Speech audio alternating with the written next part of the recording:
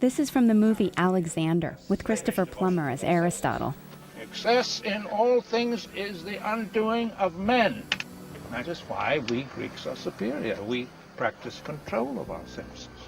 Aristotle in his own time was recognized as the smartest fellow other than Plato in Plato's Academy.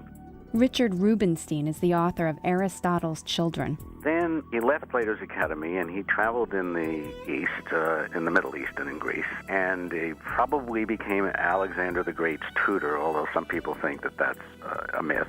Some people, but not Oliver Stone. In this scene, Aristotle explains how Greece could take over the East and rule the world. Then he offers young Alexander a prophetic warning. It has always been our Greek dream to go east. The East has a way of swallowing men and their dreams.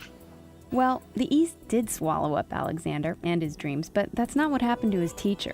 Fast forward 12 centuries. The Greek and Roman empires have risen and fallen, but Aristotle's teachings have a great influence in the flourishing Muslim Arab Empire. Very strong Arab interest, for example, in astronomy, which was a subject that Aristotle had studied. Very strong influence in the Arab world, also in metaphysics, in politics, in ethics.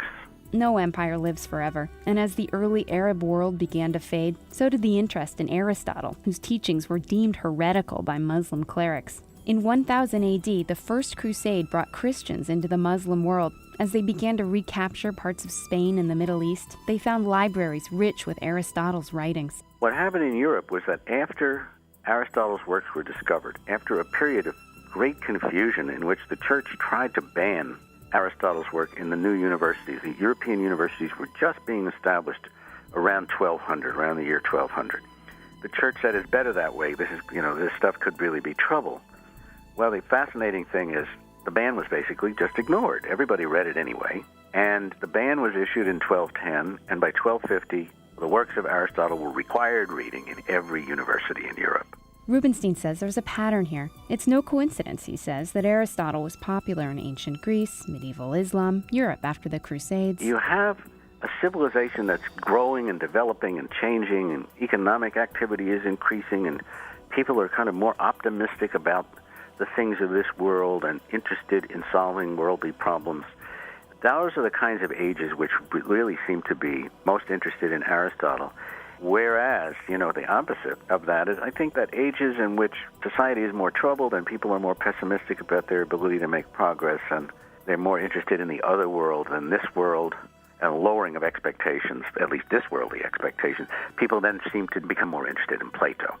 So where are we on that continuum? Your answer probably depends on how you voted in the last election. Rubinstein says that for Reds as well as Blues, Aristotle is still relevant today. One reason for a new revival of interest in Aristotle is that we're looking for a basis on which to live as a human community, as a single human community, and even recognizing people's cultural diversity and political diversity and all the rest. We still want to know things like, what are our duties towards all these new neighbors?